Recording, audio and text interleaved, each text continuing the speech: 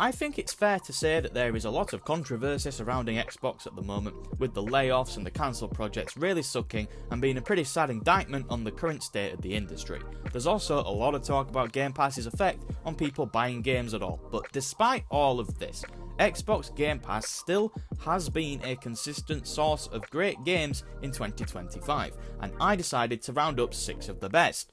Fun fact, this was actually supposed to be a top 5, but whilst editing the video I've noticed I accidentally put 6 games in, because I am apparently a moron who cannot count. Please note, this isn't games on Game Pass in general, this is games that have released this year that are also on Game Pass. Also, if you do end up enjoying the video, then please consider subscribing, as we are trying to reach 2,000 subscribers by the end of the year. But enough of that nonsense, let's start with number 5. Listen, this game oozes atmosphere. It's got this rich, southern gothic vibe that you just don't see in games. Full of moss-draped trees, swampy backroads, and folklore creatures that feel like they've crawled straight out of a ghost story. It's the kind of world where you can practically smell the humidity. The art style, gorgeous. It's stylized in a way that looks like a living diorama, stop motion inspired with hand-painted textures that give everything this surreal, dreamlike quality. Even when the game slows down, you just want to sit in a scene and soak it in.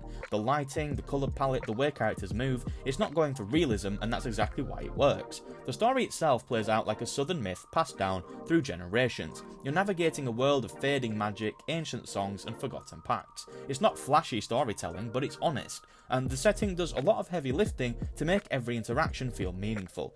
Now, the combat, that's the weak link. It's functional at best. You've got light attacks, you've got heavy attacks, you've got a couple of abilities, but nothing that you haven't seen a dozen times before. The animations don't feel as tight as the rest of the game, and encounters start to feel repetitive really quickly. And the devs clearly knew this too, because they actually gave you the option to skip combat entirely. You can just turn it off in the settings and focus on the world, the story, and the exploration. I find it really funny that an action game could release, well, action adventure, let's be kind, that an action adventure game could release and give you the option to turn off the combat. Still, with that major caveat, South of Midnight earns its spot here thanks to its world building, its tone, and its artistic vision. It's not trying to be everything, it just wants to be itself. Doom: The Dark Ages is exactly what it sounds like. It's the Doom guy dropped into the Dark Ages with a shield that can be thrown like a giant rage-fueled Captain America disc, and honestly, for the first few hours, it's really good.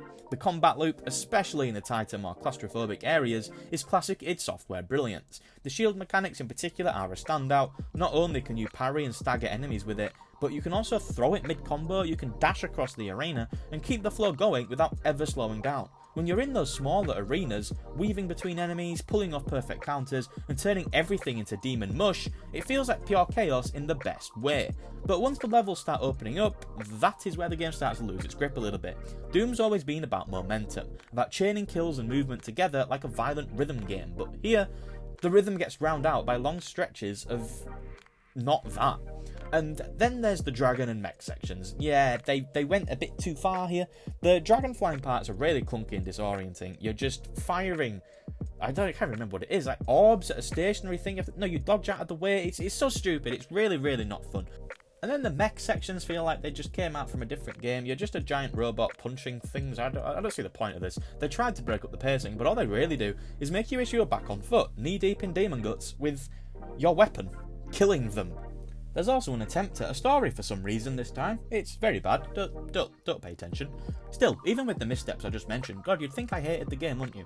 But when Doom: The Dark Ages is good, it's really good. The combat is still some of the best in the business. It's id Software, of course, and when it leans into what makes Doom good, the tight spaces, the relentless pacing, and the ridiculous carnage, it absolutely delivers. It just gets a little lost when it tries to be anything more.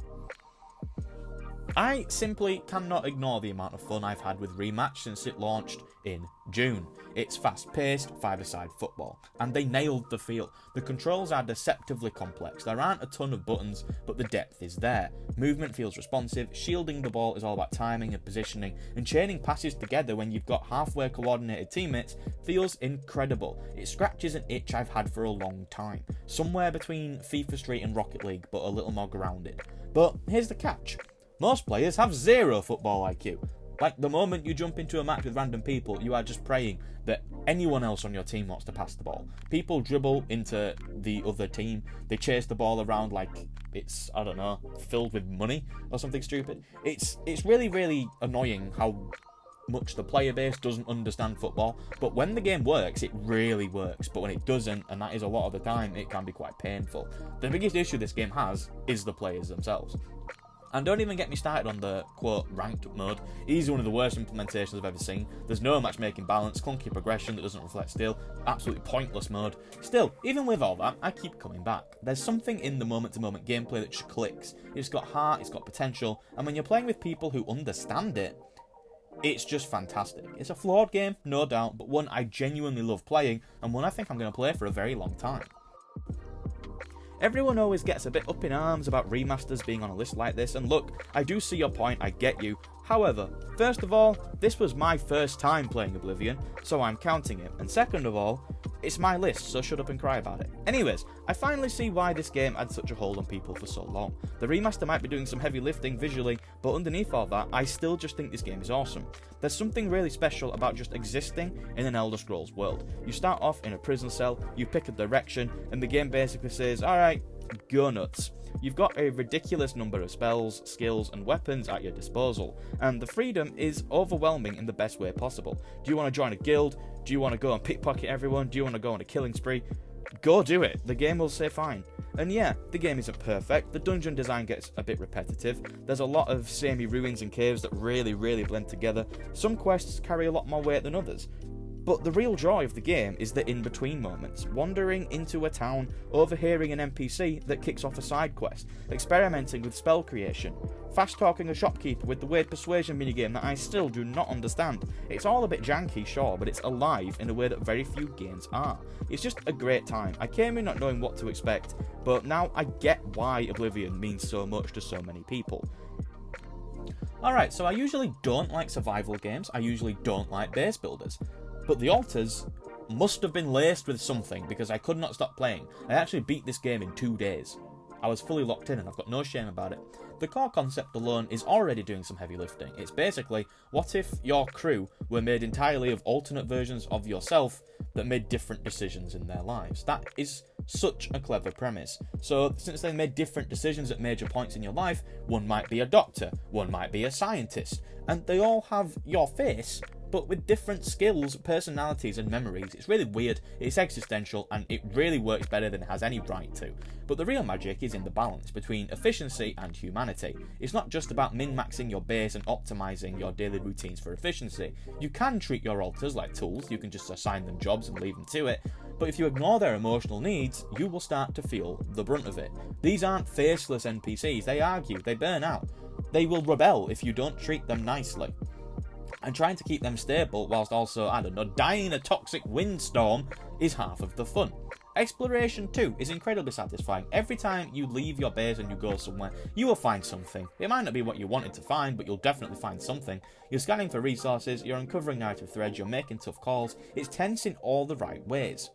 The survival mechanics are smartly tuned, enough to keep you engaged but not so punishing that it feels like you're just completing busy work. And I always found the pacing sharp. Of course, I beat the game in 2 days, so I was clearly never bored. I always felt like I was progressing and that I was always getting something done. The altars didn't just win me over, it kind of owned me for 2 straight days. It's thoughtful, it's addictive, it's one of the most creative spins in the survival genre I've ever seen, although as I mentioned at the start, I don't really play many, so that doesn't really mean anything.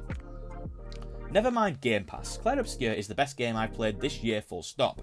In fact, scratch that. Clare Obscure isn't just the best game I've played this year, it's the best game I've played in many years. It is an instant all-timer. I finished it and I just sat there, unsure what to even do with myself. Games this good do not come along very often, and when they do, you need to make sure you play them and soak it all in. Everything about Clare Obscure just clicks. The story is, and I do not say this lightly, borderline perfect. It's daring, it takes risks, both structurally and emotionally, but unlike so many others, Clare Obscure follows through with its ideas. There is a big confidence in the way this game structures its story. It knows exactly what it wants to say, and it says it with precision. And the way the story unfolds, the pacing, the reveals, the character arcs, it's all masterfully done. I feel like a lot of people won't like the direction the game goes in at a certain point, but I feel if you go in with an open mind and you really see it through, I think you'll actually appreciate what they did. And then there's the combat. Turn-based at its core, with real-time inputs and reactive mechanics woven in.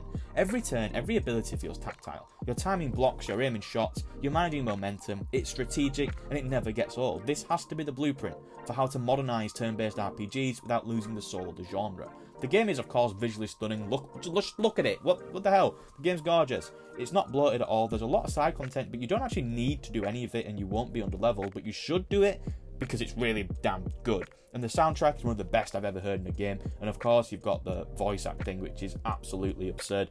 One person from this game needs to win Best Performance at the Game Awards. My vote goes to Ben Starr, but as long as it's somebody from this game, justice has been done.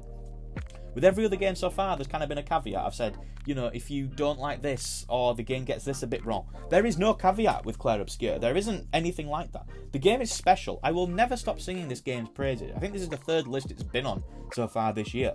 It sets a new bar for everything.